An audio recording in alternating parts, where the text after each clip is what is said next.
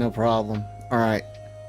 And then I have the upcoming predictions, which we'll do, and the table just in case. Okay. Cool. There's your cold open. It's a cat.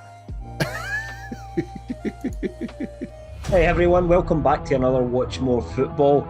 Skipped a week last week because I was unwell, so we'll try and catch up on that a little bit. But yeah, we're back to discuss this weekend and midweek Premier League fixtures and a little bit else as well this week. So you are watching us on the Genreverse Sports YouTube channel. If you can drop us a wee like and a subscribe if you like what you see today, that would be really good.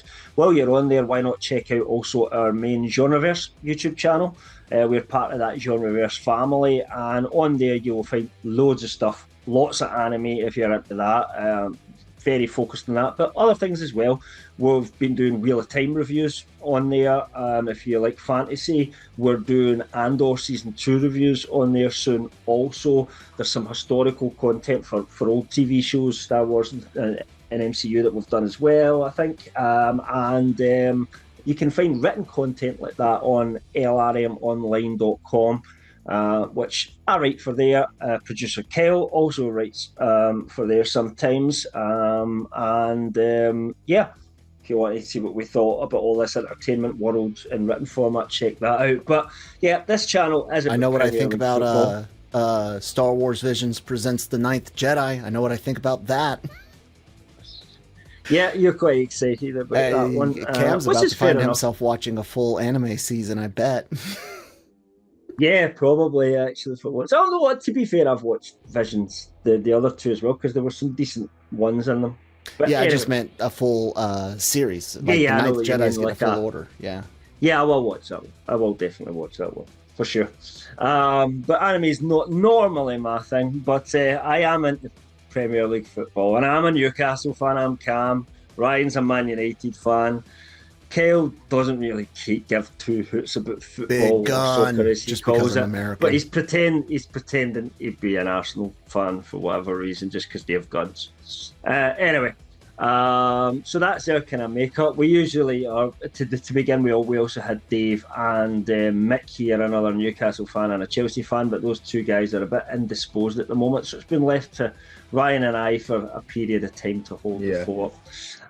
As always, we're going to start off with our prediction league for those that do watch along with us every week, all 4 or 5 people who are maybe playing the game alongside us, seeing as if they can beat us over the weeks, etc. So what is happening with the league table? Because I have no idea at this point. Yeah, I forgot to send you the little update, didn't I? Well, I've combined the scores for last week that we missed and then this week. The big news is you and Mick have made some ground up on Dave. So over the last 2 weeks, Dave's scored 9, you scored 12, Mick scored 13. Dave had quite low scoring weeks the last 2 weeks.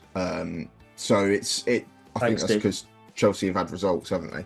So a couple anyway, yeah, for sure. Yeah. I don't think Mick is in the conversation at all, but the cumulative standings are that Dave is top on 230, you are second on 224. So there's 6 points. There's 5 weeks left of the season. 5 weeks left of the season. So that's doable. That's Could doable. Be tight. It's more exciting than the Premier League title race. Well, definitely, anyway, put it that way. And then bringing up the rear is Kyle and I, and regular viewers of the podcast will note that we're completely unchanged. Well, we would have been if we'd recorded last week, because I didn't update the spreadsheet once I knew that we were sacking off the podcast last week, so I therefore forgot to do my predictions, and Kyle did something similar, I think. Yeah. So neither of us predicted last week. I'm going to blame Cam. Yeah, it's all Cam's fault because he decided he couldn't do the show. Absolutely. Fair. That's fair. But I mean, the previous week, Carl scored 3 and I scored 5. That was game week 32. So I've made up a slight bit of ground, but I still would have needed to have scored 13 this week to have caught up with Kyle, with him missing a whole week. So I don't think that's going to change massively. I think you've been throwing Hail Marys for weeks now, and it's not been working. Yeah, but you know, at this point, there's no point in just like going to predictable either, is there? Even the bankers don't come in now. I look at that and go, right, that's nailed on to happen like that, and it just doesn't. It's a funny time of the season, though. Yeah, strange results. There's a lot of teams who are on the beach, as we would say. I think. A little bit, yeah. I mean, it does happen at this time of year. A lot of teams with other things to worry about.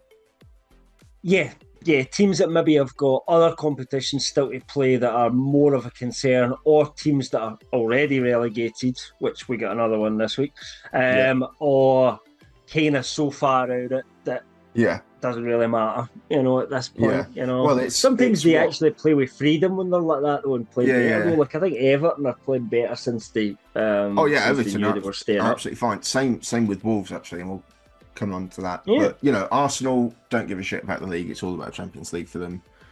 Spurs and Man United, exactly the same. You would think Palace and Bournemouth would be more focused on the cup now as well, because they've fallen off a little bit.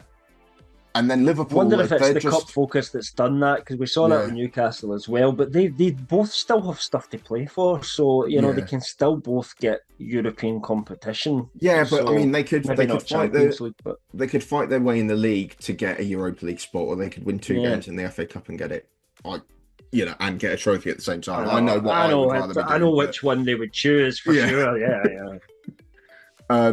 100%. And Liverpool, I think even Liverpool, they've been coasting to the title for a month now, and they've run out of steam, especially since the League Cup final and who was it they played? Leicester, who everybody's been gubbing Leicester, and they beat them 1-0. And you're same with West Ham the previous week, and it was just so dull. Same with West Ham the previous week. West Ham are a poor side. Liverpool were not great against them. They needed a last-minute winner to get past him. Yeah. But they're doing the minimum they need to just. The thing is, because they don't have to do anything, because Arsenal have already sacked off the league to focus on the Champions League. I think it's just there's too much. And I think if Arsenal were a bit closer, then Liverpool would probably switch on and do it anyway. Probably, yeah. But that's our predictions. Kyle is entering in his predictions for this week as we speak. It's a slightly shortened week this week, but we'll come on to that at the end of the show. Let's go on to team of the week, shall we?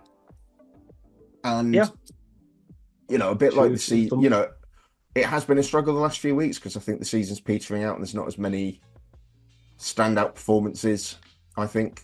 But we've got a couple. So we'll start with game week 32. So that was last weekend, the weekend of the 12th, 13th.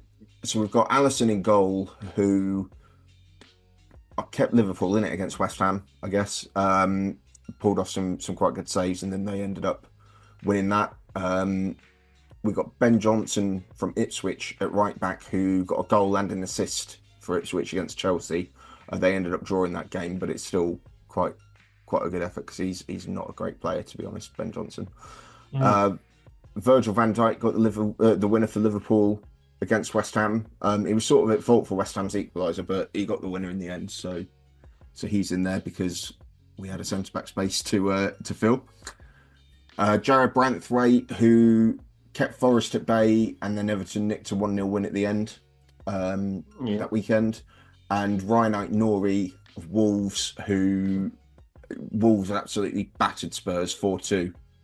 He got a goal early on. 2 or a goal and an assist or something like that. Yeah, he had a good game. Yeah, he definitely got a goal early on. I don't know if he got an assist, but yeah, he's a good player. When he's on it, Wolves are good.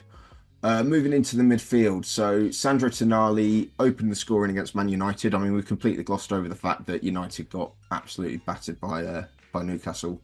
But United. We would have talked about that in the previous episode, so it's kind of 2 weeks ago. But all I will say is it came right smack in the middle of our 2 most important games of the season. We didn't turn up because we just you didn't turn up because you're shit. We didn't turn up. Even if we had turned up, we probably would have got beat anyway. So that's why we didn't turn up to that extent, I think. Yeah, but I get it. I don't think we would. Yeah, but yeah, I'm not. Well, I don't even think we played that well in that game. No, actually, it wasn't needed. I say we didn't turn up. I mean, if you want to go into review, first half I thought it was quite even, and we we had the better of it for a lot of it, but then when you started playing, we Well, a started lot of it, struggling. I don't think I would agree. I The think first you had half, one the first spell half. in the first half, even though I think you had like one spell, but still you were defending quite As well. soon as But then you absolutely fell apart in the in the second half. second Like, half, you give us and 2 goals at least. yeah, So. yeah, and in the first half, you guys didn't start brilliantly, but as soon as you woke up and actually started playing, we really struggled to keep up with that. I mean, and that's the difference, I think. He did play Um, Ericsson in midfield again, though, which we talked about previously, and yeah, I was.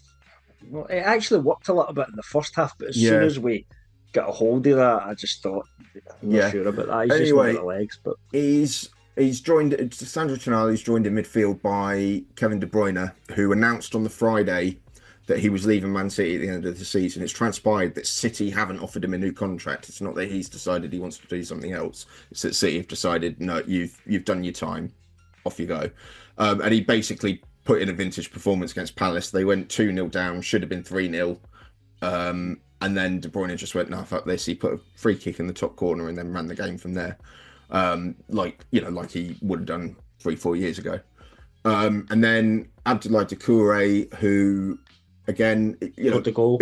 He scored the goal at the end, and he's got previous for doing that. But Forest have got a very good midfield, and he kept them at bay in that game. So he's in. We've got Mavididi from Leicester. Now I believe he is the guy who scored Leicester's first goal since 1986 against. Who were they playing? Brighton, was it? Yeah, they were playing Brighton. He scored the goal, and it's their first goal for quite a while. And obviously they've since been relegated. They couldn't score against Liverpool this weekend. Harvey Barnes on the other wing. Who did he get 1 or 2? He definitely Against you, United. 1 and an assist, was it not? Yeah. Or was it 2? But I can't remember because he got 1, and I get confused between that game and the Crystal Palace 5-0 game now. It was Man United versus. It's not one of the ones that you queued up because 2 weeks ago. No, Yeah, I did. No, yeah, okay. because we're on the Harvey previous one. Barnes. Barnes, he only got he got 2 at 49 minutes and 64 minutes. Right. Yeah. There you go. Okay. Yeah, the first. Makes yeah. sense.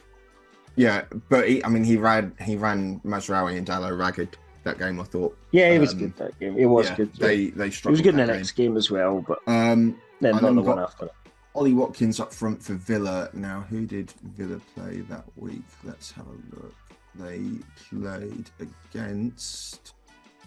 played against Southampton, won 3-0. Yeah, fine. Yeah, Southampton. But maybe played well. I don't know. Yeah, I can't remember. I think he got a good goal. It's too long ago. Yeah. Too much football has happened since then.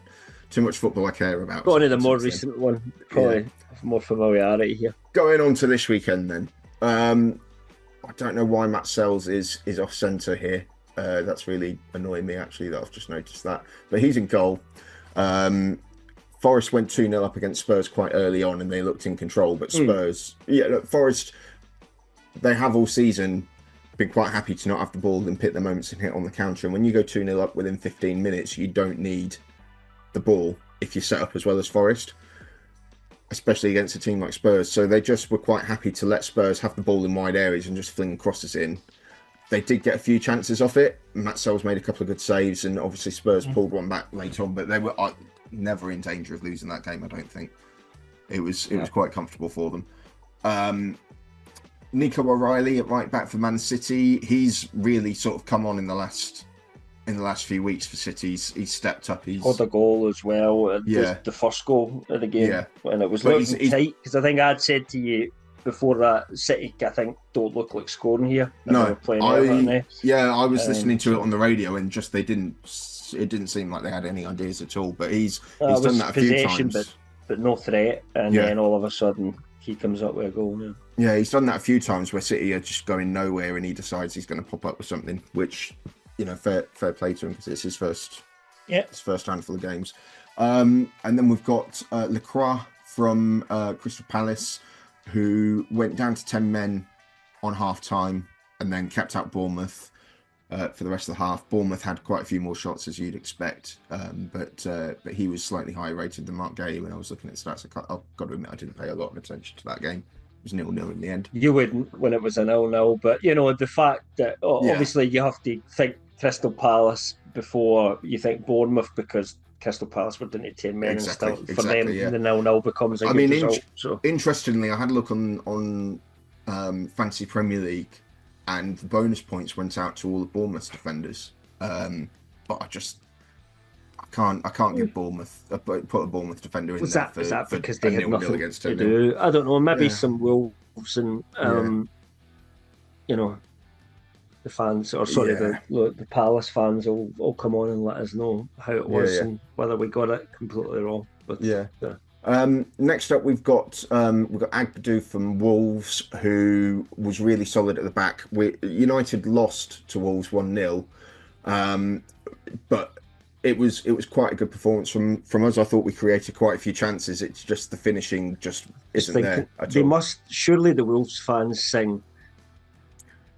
Agbadou, do they? I wouldn't know. I don't think so, but I think everyone else just seems everyone. I so think the fact it's one of those open goals that because everyone's saying it, like as soon as he was linked, everyone's like, "Oh, we can do the song." Everyone's like, "No, let's think of something else." But also, he's a centre. he's a centre back, and it's not a very centre backy song, is it? No, I guess not. I guess not. Yeah. But he was really solid. He was getting in the way of everything and making it hard for United to put away the chances. And then I've had a bit of resistance on this, but at left back I've put young Harry Amas, who has made his second start. Well, explain why there was resistance to this. So Harry Amas has had so back end of last season he had a decent reputation in the academy. He's a left back. We have quite famously not had a fit left back until we signed Patrick Dorgu for 18 months. And everyone's like, get Harry Amas in. I know he's only 12 years old, but let's just get him in. And then he played pre-season this summer, and he looked well off it. Like he was all right on the ball, but he'd run down the wing, he'd lose the ball, and he really wouldn't be able to get back, and that's in a pre-season game. And obviously, we the first half of the season still don't have a left back. He's nowhere even in the squad. He comes in a few weeks ago, and I wouldn't say necessarily like shit the bed or anything like that, but he just still didn't look up to it physically. He was getting muscled off the ball. It wasn't really that bad fast. Against us, and that he played against us, and I thought he was poor. Yeah, but that was not the game to chuck him in for his first start. Even in good circumstances, St James's Park is not a great place for an 18-year-old to have his first start as an away player. But against Wolves, so he started again, and not only did he start, but next to him was Tyler Fredrickson, who's another young kid from the academy. That was his first ever start. It's the first time he'd even been in the squad, I think. So a lot of inexperience on that side, and they were the two best players on the pitch, I thought. Really, he got you the win, really did assured. he? Sorry? So he got you the win, did he? No, he didn't. He didn't. No, but What was the result, Ryan? It was 1-0 to Wolves, but their goal went. That explains where Dave and I were coming from as resistance on this, because I didn't look at that and say, "Oh, Man United play well." I would have thought if you were going to give it to end of day, it would be Sarabia that scored the winner. Sarabia did one thing the whole game, and that was put a free kick in. But that's football. That was all. That was all about putting the ball in the back. That was all that Wolves did. I just thought it was a really mature performance from him. He drove the ball up the pitch well. He evaded the press well. United as a whole played quite well and should have won that game. And if we had a striker who could put the ball in the net, we would have done. And you made a good point, though. You watched the game, and neither me or Dave didn't. Yeah. So we didn't really have any way to argue. And there was you couldn't come up with a name for another left back. So I've been a Harry Amas doubter. Because of the fact that he's an academy product, I think he's had a few people say, "Oh, he's looked good in his cameos." I've not seen it at all. I've seen it today. He looks good, so that's why he's in. Fair play. Going into the midfield, so Yuri Tielemans, who has been in really good form recently, but he just helped Villa tear Newcastle apart, really. Yeah, I mean, we'll get into a little bit about the match later on, but I think he was, no fault maybe, but he controlled the game. He controlled the game from start to finish for Villa. We shouldn't let him do that, but he did. From the get-go, and I haven't been watching the Villa City game, but I've read on the live text and the same things happened tonight. He puts an early ball in behind for Watkins or Rashford to run onto and really sort of ruffles feathers that way. He did that again against Newcastle, like straight from the kickoff, he plays Watkins in. And Newcastle. Yeah, and I like, and a way I think Watkins is in as well. But he was making like channel runs down the sides of the defenders, which I don't think Rashford does. Rashford more runs to the left or to the right, whereas Watkins kind of starts middle and works out. And I think that's it was quite effective against us anyway, because it was pulling our not very quick defenders out of position. You know, and that Rashford's at his best when he's got space to run into with the ball. He wants to beat a man. He doesn't want to evade someone, and that's why it never really worked for him at centre forward at United, because he didn't want to find the space and get on the end of something. He wanted to be in the space already and run into it. Yeah, but I think he does need to be a striker, because his work rate's not good enough to play. I think. Where he wants to play, which is like left wingish. Yeah. No team has a left wing out that just doesn't have to track back anymore. It doesn't happen. Yeah. So I think he has to adapt his game to be a striker. Well, I mean, he's not going to work great to do the other job now. So. Yeah. He played down the middle for them against PSG. He's playing down the middle for them again tonight against City. So maybe Emery sees something, but I don't think it's his natural game. I'm not seeing it. I think Watkins looks better, and I think Villa potentially went out by not starting.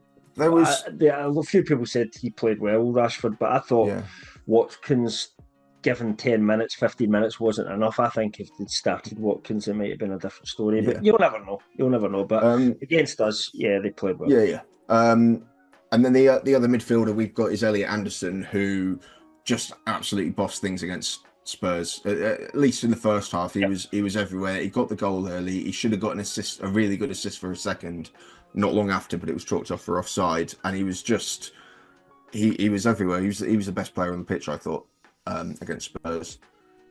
It brings a tear to my eye. Yeah.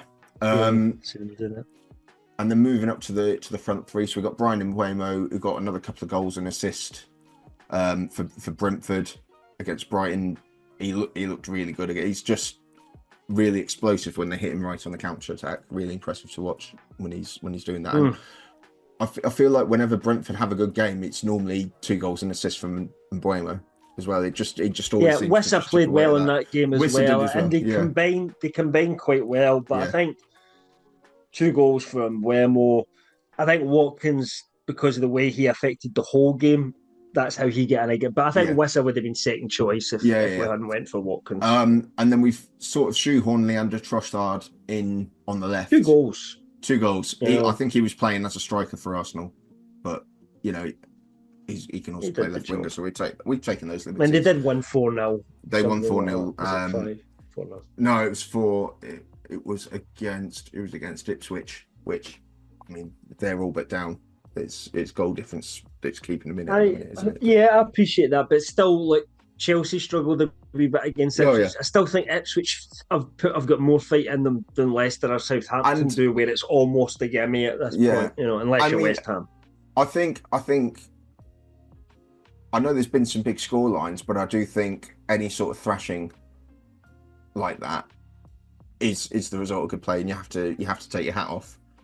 Regardless of who the opposition is, because there's how many times have we gone to predict and it's like, oh, who's playing Southampton, and let's put 5-0 on it, and it's 1 or 2. It's and then other times you do get those ones. I mean, it's sometimes that is teams conserving their energy, though. It's like teams knowing they've won the game and saying, right, let's play a 6 out of 10 here, because actually we've got more important things coming up, and you can't blame, I don't think, a team for doing that mentally when they know that's why I think team's not going to come back. That's why I think Arsenal deserve credit on this one. Hi, Rich. Is that they went from beating Real Madrid at the Bernabeu to all of a sudden they've driven through a bunch of farms to get to Portman Road. Well, I was going to say, if we're Rotated the going to team. give Arsenal credit, let's give them credit for the European. I mean, yeah, they were victory, absolutely which superb against Real Madrid. They were brilliant against both legs against Madrid and thoroughly deserved to go through. I don't think they'll win it, but this is. I mean, this is another thing for. This is another sort of big support for Kyle. Being an Arsenal fan, so not only have they got a big gun on the badge, but they absolutely battered a team with Royal in their name. So, double America for that. Yeah. I love it. Proper establishment team as well. Oh yeah, absolutely. Absolutely the most successful team in the world. You've probably heard of Real Madrid, so yeah, Arsenal beat them. Doesn't happen very often, but it did this time. Credit where credit's due. Yeah, so fair play to Arsenal. And I think they'll be better in the league next season. So so that's, I guess, team of the week, isn't it? Yeah. And so it's going to be interesting in a couple of weeks, actually, totaling all this up and seeing what we got for the season. Still a few games to go, right enough that could change some stuff round about, and you'll have a better idea of how it's going than anybody else. I haven't looked at it for a few weeks, but there is definitely a team taking shape that looks about right. But then there's been a few guys. There's been a few guys who've had quite a few caps over the last month or two. When it comes to your team of the year, are you just tallying up like most appearances and the team of the week? I think if we've got a tie, we'll need to make a decision on it, at a personal position in terms of we think that guy was better. But if we don't have a tie, I think it's not. I think it's a fair way to do it. Yeah, I mean, what I mean, this is obviously show planning for a month or two from now, but I mean, it would be good if we could all put through who we think our team of the week is and compare that with what the cumulative total is. Team of the year. I know what you mean, because it won't always work out the same, because sometimes it's the consistency of people without, somebody might not have done any 8 out of 10s or 9 out of 10s, but they were never below 7 out of 10 for a full season or something like that. So these things can happen as well that influence your decision. Harry Amass deserves it. Well, I think we could probably very safely say that he will not be in the team of the year at this point, being that this is his debut on team of the week. We're in week game 33. I think the score to beat at left back is 4, and there's 5 games left. That must be Tino. I was going to say Tino. What happens if he has a game where he scores 4 goals all on his own? Well, and then it's only one Yes. cap for team of the week, though, isn't it? Can we overlay Gimli over me saying that still only counts as 1? It only counts as 1. I guess we'll talk a little bit then, just a bit in some general sense this week. We're kind of going to talk about our own teams a little bit, which varying fortunes. I think Ryan's got maybe a little bit more to say than me. From my point of view, we had 2 games this week. We didn't count our first game in part of the team of the week because we thought it would be awkward, because we smashed Crystal Palace 5-0, then we got smashed off Aston Villa 4-1. So it would have been a bit weird to see Newcastle players in team of the week for one game when they were terrible the next game. If they had done both, then you could have said, well, this, it would, but it didn't work out like that. And it kind of was highs and lows, because I thought we were absolutely phenomenal against Crystal Palace. It's one of the most complete games we've played this season. And I appreciate Crystal Palace are one of the teams that have got a foot in the beach at least, or they've got a bit of sand on their toes, let's say. They're digging the trunks out at least, But I thought we just, they collapsed a little bit in the second half, but in the first half we were just, we just bulldozed them. And I thought every player in the team was 7 out of 10. Nobody really had a bad game. Pope gave away a stupid penalty, but then Crystal Palace shot the worst penalty ever. It was terrible. It was literally just right, I'm going to wait till you move, and then our keeper just said, I'm not moving, mate. No, you're going to move. No, I'm not going to move, mate. You're going to move. Oh shit, he didn't move, and then he just passes the ball to the keeper, who just bends down and picks it up. That's how bad it was. I can't really give any, but I think Pope had actually had a good game after that, so even he got a 7 out of 10 for me. So it was really good, and then obviously it's primed then for the big game, which is we're playing Aston Villa then in the weekend, and it's a bit of a 6-pointer because we are sitting third at this time. Advantage us, like it's in our hands, So if we'd beat that game, I think you could have probably said we'd have been big favourites for Champions League, and Villa might have even been out the running.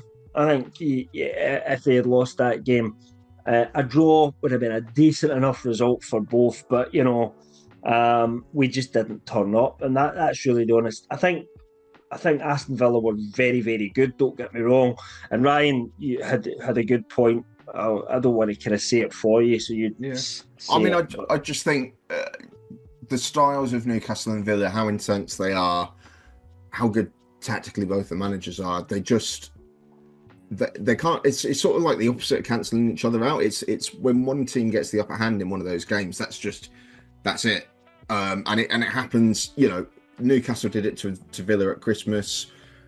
They did the same thing last season where Newcastle absolutely battered them first game of the season, didn't they? And then I think Villa win the return. Yeah, absolutely. It's just one of those. They're two very good teams, and the way the league is at the moment, it usually goes with home form as well. We don't tend to do well away from home against each other. But the way the league is as a whole at the moment is that teams are so well drilled and so sort of good at the moment that as soon as they expose a flaw in the opposition, it's just right. We're just going to keep pressing that button, and we're going to keep getting the goal in. And when that happens, there's not a lot the other team can really do to fix it in game. I don't think.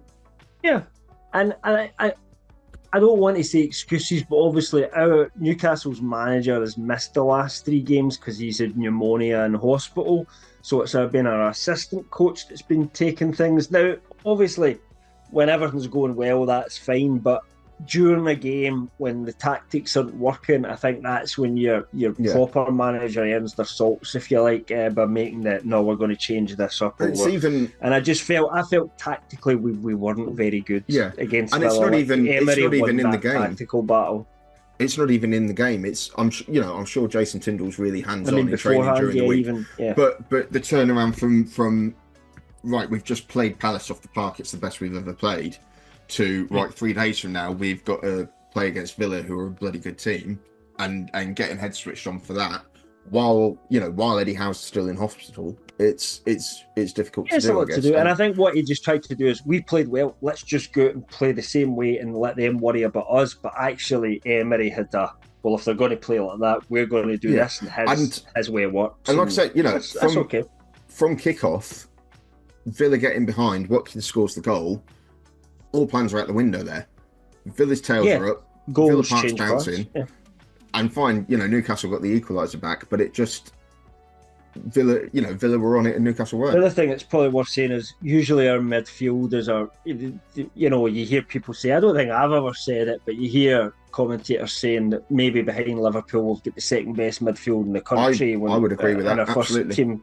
Yeah. But 2 of them were off it against Villa because Bruno and Joelinton both had poor games. Like Joelinton's, both of them, the passing was like sometimes straight to an Aston Villa player, with short passes, stuff like that. Tonali he was trying, but like the other 2 weren't on it, so he was having too much to do and he just had nothing left to do. So that happens from time to time, but that's why we put Tielemans in as well, because I think he ran the game and we just didn't get round him. As well as just being off it, I think Bruno was getting wound up quite a bit, and that was effective. Definitely later on, well. And I think that he shouldn't be doing that. As the captain, he had a couple of nasty little tackles that were just like, I'm annoyed, so I'm going to leave a leg in here, and that's dangerous. Even if it's just for getting cards, if not even dangerous to the player. But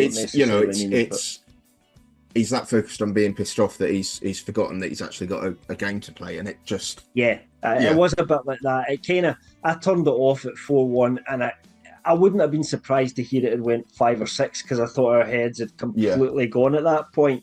We actually made a few subs, and I think Villa were like, do you know what, we've done enough here, really, after that. So yeah, it was disappointing, but it doesn't really change much for us because it's in our hands. We're still in a position where we're still ahead of Villa in the table, not specific to them, but obviously we're still theoretically ahead of City, depending on what happens. I think they're slightly ahead in goal difference now, or something. Yeah, like well, that. But, so the live, no, they're the a live, point behind us, aren't they? well, Yeah, no, so different. the live table is because Villa have equalised, so you're both on 59 points, and City have got 4 better goal difference. But obviously that's going to change a couple of times before the end of the night. Yeah, I think. yeah, and you should do. Yeah. But it's like you've really got Forest, City, Villa. And really, realistically, I don't think although they're not getting good results specifically, they did come back and manage to win 2-0 there at the weekend. But Chelsea are still in it, whatever you think. I know Dave laughed earlier on when you suggested Chelsea being in the Champions League, but they actually could still do it. Yeah. They've got the players, they just need the form's just not there at the moment. But if they find a way to switch it on at the end of the season, Chelsea could still make Champions League for sure. Yeah, absolutely. But and that's it. There's nothing much more to say about Newcastle really at the moment. I suppose all you've got to do is you've got to play 5 games and win 3 or 4 of them, haven't you? That's try and win the home games. I think somebody worked it. If we win our home games, we'll probably get Champions League. It doesn't matter whether you get 3rd, 4th, 5th. Actually, for us, it doesn't matter at this point. And I think most fans would probably say 6 wouldn't be a terrible season for us and having Europa League either. Actually, we've already got conference, so it doesn't really matter. Anything below 6 just is irrelevant. But I wouldn't be that against it, given that we've won a cup this year and stuff like that. But obviously, if we could make Champions League, Europa League gives you a decent boost to your coffers. I don't think anyone is going to leave if you're only in the Europa League compared to the Champions League next season. Yeah, but what it does do is it just allows you to sort of slowly build up a bit more European experience, have a really good chance of actually winning the whole thing. Because if Spurs and Man United, look at it this year, that's what I was thinking. The way the two of you have been playing, and then you can sort of just build a little bit, and then when you do get to the Champions League, you're ready to have a proper tilted it and not let the league forms fall by the wayside. I think if you can do a season of Thursday, Sunday, it's all the money as well, though, isn't it? The Champions League, because of the new format, guarantees you a certain amount of money, which is that everybody's chasing. But we'll see what happens. I'm disappointed, but that's it. Anyway, on to your guys. Yeah, I just think that I'm frustrated with the narrative around Man United at the minute, because it's which one? Because there's a few. We're doing awfully in the league. We've got an outside chance of finishing 17th this season, which is just unthinkable. League form alone, in terms of pure results, Amorim's taken us backward from where Ten Hag had us. We were 4 points off the Champions League places when Amorim took over, and we've only just this weekend confirmed our place in the league for next season. The league form is not good enough. However, it's still been every week after every defeat, it's all new low for Man United with this defeat, and it's just more of the same. It's we are behind all these clubs, but I think I don't know how many times I've seen the article that saying this is Man United's worst season, but it's just been they've been building up to it, saying this could be. It still might be, and then eventually it is. But it's just every time we lose a match, it's another disaster for Man United. It's just another game at the minute. It's just where we are, and I'm sick of seeing you guys in the newspapers and in the websites as well, because like every time you have a match, there's 3 or 4 articles about something that's happened with one of your players, etc. And I think almost like nothing happened this weekend. There was nothing relevant to talk about, and Man United aren't relevant in this competition. So why are we spending so much copy on them? And because of we know why. Because of that, I think the improvements that are happening within the team and the path forward has been muddied, and I quite often say that the media have got a vested interest in Man United not doing well, so they are not going to give credit to Man United unless they absolutely have to. I know you slightly disagree on that, but I think mediocrity is the enemy of the media when it comes to you. I Yeah, think they either want you to be really good or really bad. yeah. I don't think being But in the middle is not good enough for them, but because they've nothing to talk about. ignoring what is it, 15 league defeats into to say we've got a structure and we've got a style of play. It's just the players aren't able to execute it quite right. It's just there's just a lot of lazy commentary, I think, about it. We are playing better football than we were under Ten Hag, in terms of one game to the next. I know how we're going to try and create chances. I know how we're going to build up. I know how we're going to do a lot of things.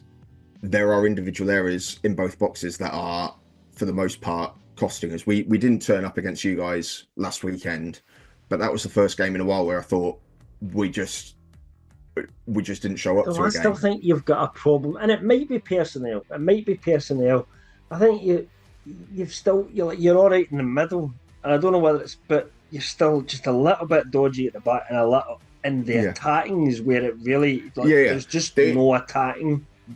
I don't see what's happening attacking wise with you guys. I think we are creating a lot more chances. The issue is we've got one fit striker, Rasmus Højlund, who just hasn't got the confidence to attack the 6-yard box at the minute. So we do loads of really good moves. We're doing loads of really good one-touch passing out on the outside of the box. Gets to the 6-yard box and nobody's there, or it needs Bruno to be there, or it needs Garnacho to be there. Because Højlund is just not live to it at the minute. Do you think he'll get better, or do you think he's not good enough and he needs to move on, or do you think it's just a mental thing? I don't think. And I mean, he's shown in patches. Last season he went on a bit of a purple patch and he scored 7 or 8 games in a row. Yeah, because you were quite enthusiastic. I remember last year about him coming back. Yes, Højlund's back. We're finally got an attacking threat, and he. Yeah. I wouldn't say he blew anybody away, but he did make. He had a solid first season. Obviously, we spent far too much money on him for the stage that he's in. I think he's got the tools.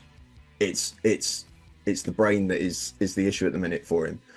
I don't think it's the right thing to sell him in the summer, because I just think we're going to lose so much. We're going to lose so much money on him. And then we're looking. We'll talk about transfers later, but it's looking like we're going to try and sign Liam Delap. And if we bin off Højlund and then we go into the season with just Liam Delap as our only striker, it's going to be the same thing again. I think Liam Delap will improve us because he holds the ball up better, he does attack the box better. But it's about having the point of difference, having 2 proper number 9s who can rotate, who can learn off each other, take the pressure off each other. Both young, neither of them at the point of their career where you can say you're the Man United number 9. Yeah, it's on your shoulders. I mean, it goes back to what I'm saying is that a lot of people are saying, Liam Delap is not this world class striker who's going to get you where you want to be, and it's like we don't have to get there next season. We don't have to get there next season or even the season after that. The club want to win something by win the league by 2028, but that's still 3 seasons away. We need to make sustainable but noticeable steps each time. He would go. I mean, we heard Mick had sent us something earlier on about an update. Yeah. It's looking like Cunha's. We will talk about interested in going to use, but it sounds like the rumours that are coming out is that he's waiting to see who gets where in Europe and Champions League and stuff like that. Do you think? Because I'm not sure if going to a club where, let's just say Chelsea, right? Because there was rumours Chelsea were in for him, right? I think probably any of the top clubs would be interested in him as a second striker. But your likes of your Newcastle's, probably your Chelsea's, definitely your City's, definitely your Liverpool's. No, maybe not Liverpool, but that's a different story. Let's say Newcastle. He's not going to put Isaac at the team. Isaac's still going to be your main man. So is that good for him to go and be a second? Or actually, if he goes to you, he might well be the main man. This is it. I think better for his career. I think potential. I think it's much easier for Ruben Amorim to say, "Look, we want you to come to the club. It's quite obvious the struggles that Højlund's been having. If you apply yourself, that spot's yours, and go from there." That's quite an easy thing for him to see, I think. I'd be very surprised if we weren't in some form of European football come the end of next season. If we didn't qualify by the end of next season for at least Conference League. You think I mean, that's a lot. Yeah. If you look at the teams that are in It there, is. though, you've got to really get quite far. It is, but if we can, with a full summer, if we fine tune what we're trying to do, we will be a much better side next season. Not have much money to spend. Like if you win the Europa and you get Champions League, you'll have a lot more to spend. You'll be able to attract more people. But if you don't and you've got no Europe last year, your budget might be a bit smaller than what it would have been normally. But I just think that conversation is an easier sell to Delap if he's worrying about how he's going to develop as a player. I think Man United is an easier sell than Chelsea, because I just don't think Chelsea can give you any assurances about how much you're going to play, where you're going to play, when you're going to play. Who else will they buy as well? Like, exactly. I don't think that's what Chelsea need. Chelsea needs somebody that's actually better than Nick Jackson, so that Nick Jackson doesn't have and has got time to learn himself. Chelsea are interested in potential himself. I mean, let's be honest. The reason that both clubs are interested in is because he's got a £30 million release clause, and that makes him comfortably the cheapest striker on the market with any sort of record behind him. If I was Liam Delap and I was wanting to stay in the Premier League, I would be looking at trying to get to Forest, because Chris Wood's had an excellent season, but it's the season of his life at the age of 33. He's massively overperformed his XG. They're going to be in the Champions League next season. I would be trying to get to Forest. They're rumoured to be in for because he could stay. They also want Cunha. They're competing with both of them for you, it seems. So I don't know. Yeah, I don't see Cunha going to a Forest.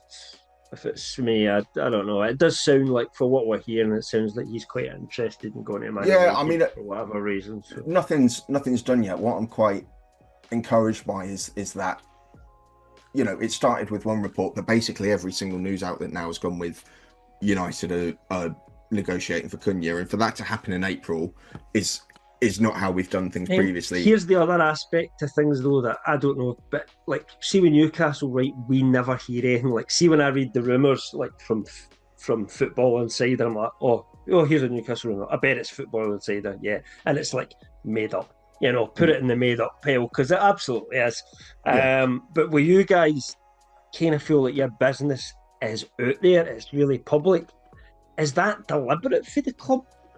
Or is it just that somebody's just leaking everything to the press? I just think, because sometimes that can hurt you as well. Yeah. Everybody knows your transfer business. And in the summer we'll get linked to 100 players at a total of like £1 billion, and 5 of them will actually come. That's how it works. There's more eyes on United news than there is on Newcastle news. That's just the way. We've just been talking about. No, I get that. Absolutely. So there's more, and I appreciate that, but. I think we as a club, and especially we try to be secretive about it. We try to not be any leaks and stuff like that. Whereas with you guys, anytime you're in for somebody, you seem to hear about it right away. But it's how you sift through this is actually happening, this is an active thing, versus someone like Fabrizio Romano tweeting every half an hour, United have just picked up the phone. Some of them will be rubbish. Some of them will be rubbish. I get that.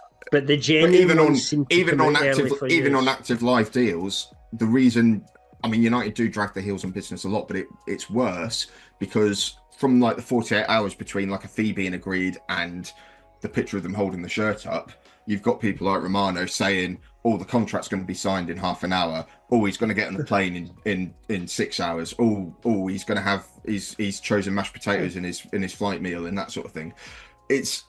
So that doesn't help. But I think, I'm enthused that we seem to be pressing forward with a target like Cunha this early, because we really need to hit the ground running with we can't be mid-July going out on tour and still having half our transfer business to do. So you should be going for, let's say, like 5 players, and I assume you'll sell some, so you'll fund some transfer money. A lot of players will go. So I think Rashford will go, Sancho will go, Anthony will go. Eriksen and Lindelof are out of contract; they're not being renewed, and we've got young players who can fill those roles in the side. So that will save on a bit of wages. I think, if the opportunity comes again, I think we'll try and shift on Casemiro, but he's actually been all right the last couple of months.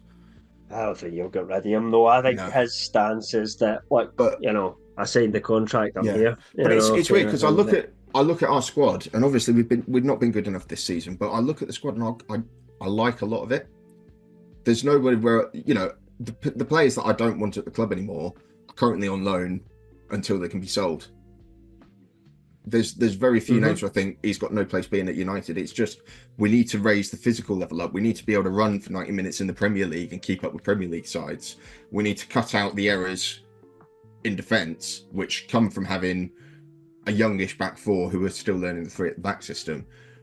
That can be fixed or improved over the summer. And then we need to have a clinical front line. And I don't think it's massive surgery is needed. I think small increments, Cunha and Delap to help solve the issues in the front line. I think we probably need another option on either side for wing back. But other than that, I wouldn't do too much more. I don't think there's any urgent pressing business that needs to be done this summer for that. I must admit, I'm still not convinced in Amorim. I think I've probably said this before, but like I compare it to the Newcastle team that Eddie Howe inherited, and he took them from bottom of the league to 10th in the league that year with worse players objectively. I mean, apart from there's maybe your Murphys, your that Dan Burn trips coming in, Joe Linton turning him into a player, but a lot of it was making players better, but a lot of them were absolute dog water, and he still managed to get a tune out of them. And I think Amorim's still not, for me. I think there's good enough players there that he's not getting a tune out of them, and I think there's still doubts for me. It's different ways of measuring success. If you look at it just purely on a results bit, like I said, Amorim has categorically taken us backwards in terms of league results this season. But what he's done is he's trying to get us to play a different way because he knows realistically we're not going to be relegated.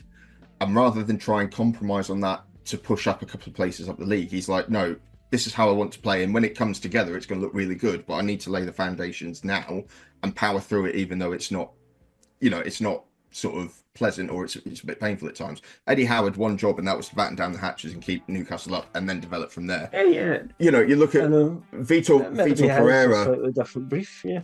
Vitor Pereira, when he came into Wolves, not long after Amorim came to United, they were like 13 points. He's had more points since he came into Wolves. Well, so they were 13 points behind us. They're now level with us. But this time next year, Wolves are going to be exactly where they are, and we're going to be much further up the table.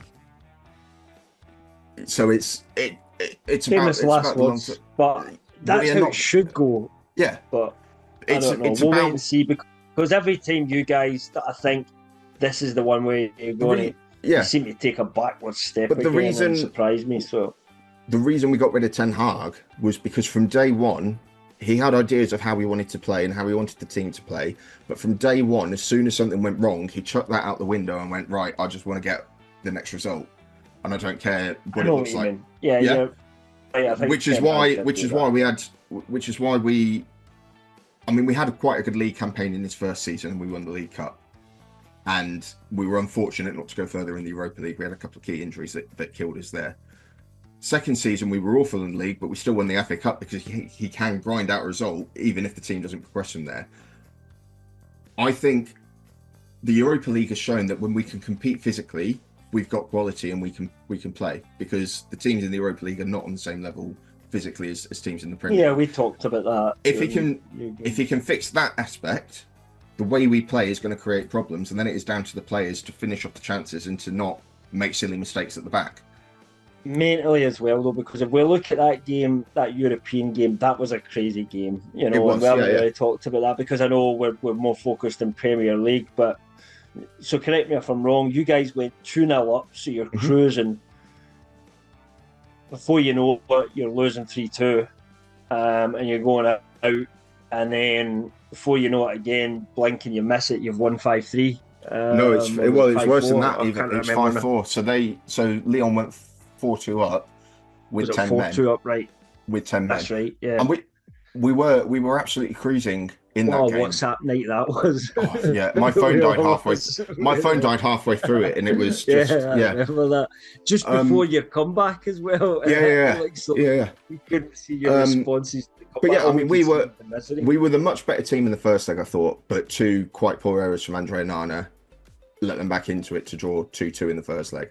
Second leg, we were brilliant the first half. We were just creating chance after chance. We took lead early, made it 2-0 on half time. It's like, brilliant, this is what it should look like. And then again, Lyon just get a couple of really scrappy goals, to draw it level, and there are mistakes in the back line which has allowed that to happen. The way extra time went, that was the disappointing thing, because they were down to 10 men, but they outplayed us for a lot of that extra time. Yeah. But then you know, a lot of people. Yeah, but then a lot of people say, oh yeah, Amarim's too rigid, he's too stuck to his system. He wants to prioritise teaching the system to the players, but when the result really matters, he's got no qualms with doing what it takes to get the win, such as chucking Harry Maguire up front.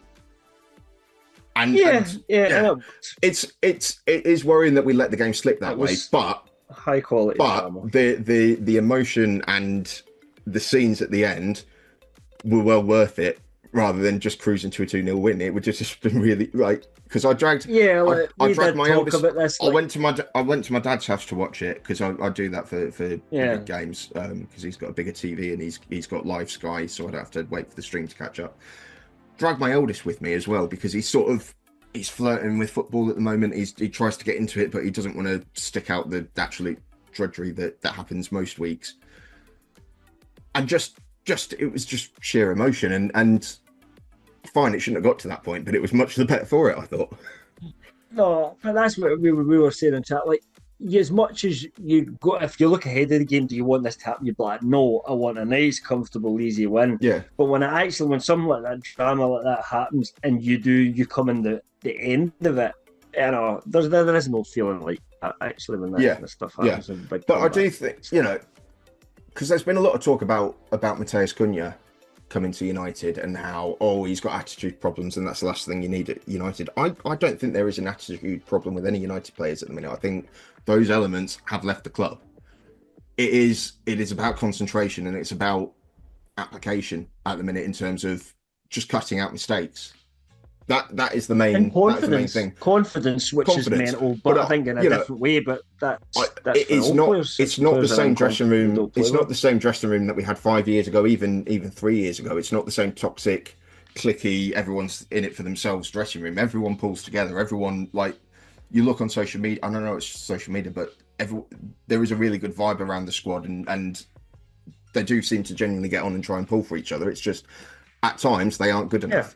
But I would just say it's nice to have enthusiastic, right? Even when in such dark times, it's nice to have enthusiastic Ryan back for a while. And I think, you know, we might get to keep that right through the summer till the start of the new season, and then we'll see what happens. We'll see what happens.